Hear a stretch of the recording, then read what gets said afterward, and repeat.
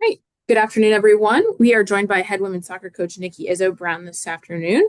Coach, if you just want to start us off with a quick preview of this week's matchup with Houston, then we will open up to questions.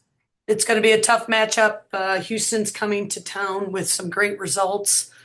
Obviously, they tied BYU, and it's definitely going to be a team like every team in the Big 12 that it's going to be a battle. Absolutely. We'll go ahead and open it up to questions. Just a reminder, use the raise hand feature when you're ready. Quinn, we'll go ahead and start with you.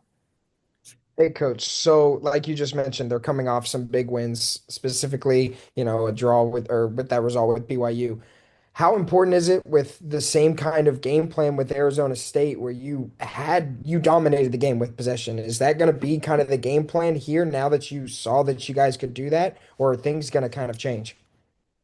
Um, our hope is that we take care of the ball. Our hope is always that we're doing the right things with the right moments to move our opposition and to get into space that we want to get into. So my hope is we'll do the same thing against Houston. It's definitely a different type of team. So when we get a little more, or I get a little more acquainted with them, I could probably get a little more detailed. But yeah, for sure. Spencer, you can go ahead. So men's soccer is also doing really well, just like the women's program, and both are ranked number 5 in the RPI poll that came out recently. Is it kind of cool that both programs are having success, and do you guys kind of feed off each other's success? Oh, absolutely. I mean, I want everybody to win. And having Dan, funny enough, I was here when Dan played. So for me to see the success he's having and all the, on staff are having, it really is an exciting moment for me to see them transition not only for excellent players, but now as coaches. So yeah, that's awesome. I'm glad that they hit the fifth RPI and we're there too. So I just think it's an excitement of soccer. And so, yeah, I think having them do so well is their biggest cheerleader.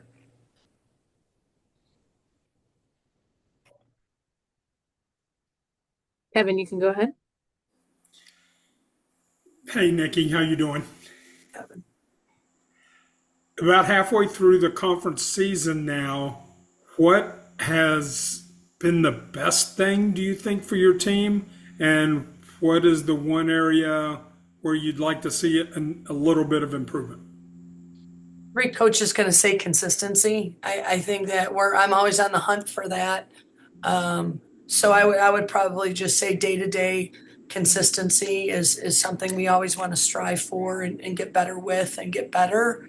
Um, I think what's exciting for us is that so many different people are scoring, and that's really exciting. I love to see that. It's just, we know Taylor is an excellent goal scorer, but she's not the only one scoring for us. We got players out of midfield and the back, other forwards scoring. So I think that the versatility of the team right now is really a good moment.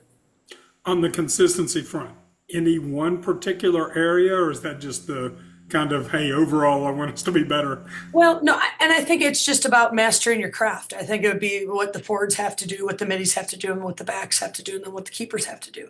So, I don't want anyone worried about anybody else's job but their own. So I would say, defenders have to do their skill set better. Same thing with the middies, forwards, and keeps.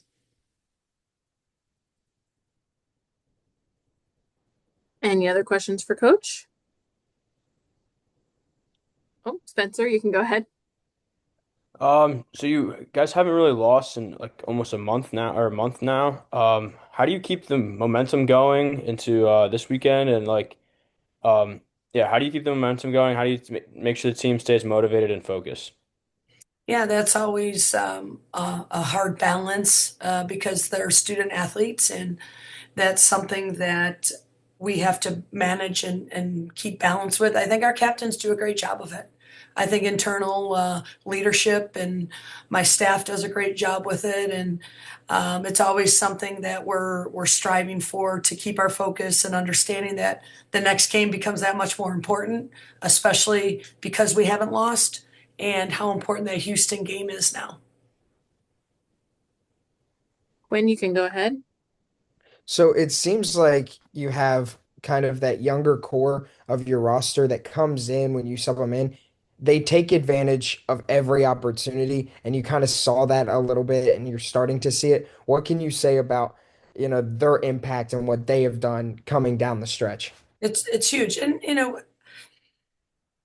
we have a second wave on this team, and it's very important when that, we have our first wave and our second wave, and when that second wave gets in, that they're impactful.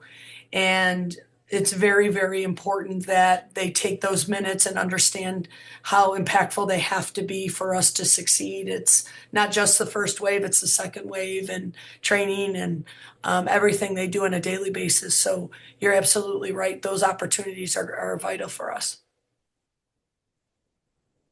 All right. Oh, Kevin, we'll wrap it up with you. One more follow-up to that. Do you coach that second wave a little bit differently? I mean, I think of like basketball teams that'll put in a whole new five or a hockey line change or something like that. Do you have specific messages for them where you're saying, hey, this is what I really need out of you? Yeah, for sure. As the game goes on and they're about to go in, we know what's happening. Where, when the whistle first blows, we don't know what another team is showing us. So we have the technology to be able to show them things and understanding of what we need them to do more specific as they rotate in. So definitely, definitely. All right. We'll go ahead and wrap it up there today. Thanks so much for joining us, everyone. Thanks, everyone. Have a good one. Thank you so much.